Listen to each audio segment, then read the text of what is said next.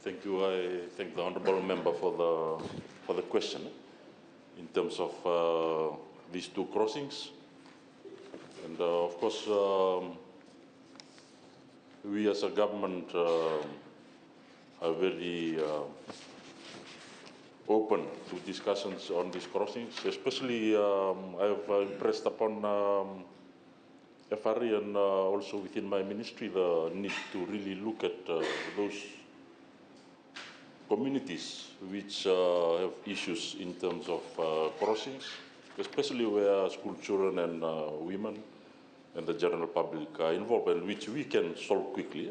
So just looking at this one, the Viani crossing in the Tikin of Navatu, we have not specifically budgeted for it, but we are considering these two within the ministry and also FRA.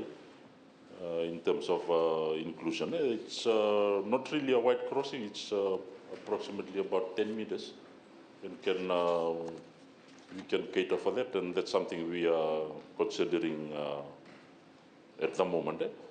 So it's if we look at just looking at the location, it's near the coast, so it's affected sometimes by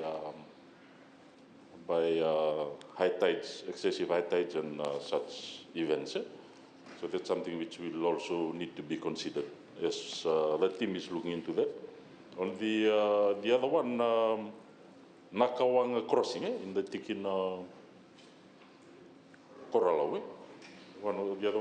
The first one, Tikin Navatu, this is Tikin Koroalau. Again, this is planned for in the next financial year as part of a broader strategy in terms of infrastructure in the north.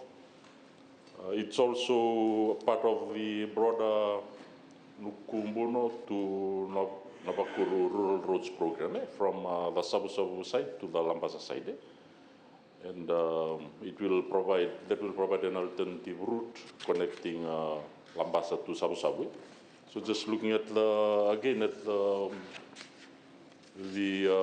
sketch of the area, it's quite a wide river. It's 30 meters, and when there's a sea level rise, it's quite wide.